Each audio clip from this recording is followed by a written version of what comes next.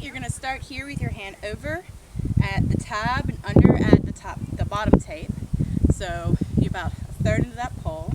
You're going to carve first. You could do this without a carve or with a carve, depending on choreography, depending on how you warm up.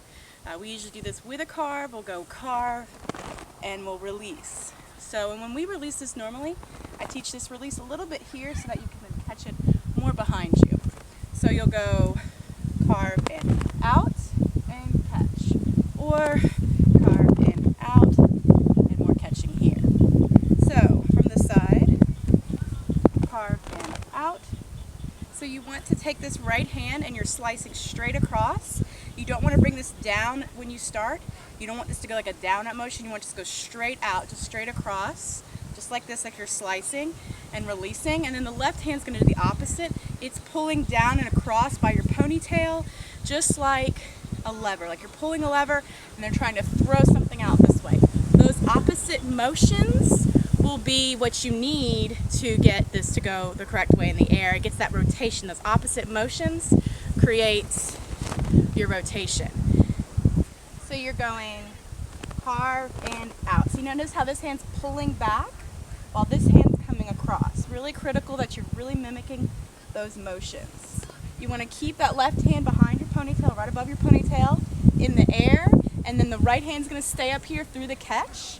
To go to catch this, you're here. All you're doing is bringing this hand slightly down to your side.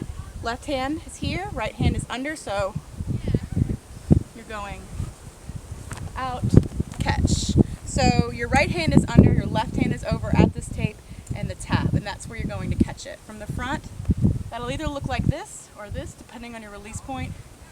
What I prefer is a pointed toe, lifted chin, lifted chest, right here at the side. Left arm has a nice angle to it, it's not tucked in. So it's carve and out and catch. You could also do this without the carve just fine. It'd be release and catch. I suggest for brand new members to try this without the carve first to get the toss, and then to add the carve in once you kind of have a little bit of the toss. That way it kind of adds a little bit of extra momentum for you when you're new. If you've done this toss before, give it a little bit more pull behind you and a little bit more release and do a 1.5. A 1.5 would catch the same, except the silk would be down. Also with this toss, you can turn with it, and it's really the same thing. So all you need to do is release, and as you go to release it, just move your body, and it'll catch facing the opposite direction. So that'll look like this. Carve, out, catch. So all I did was step with it. Carve, step, step, catch. And I'm catching right here in front of me.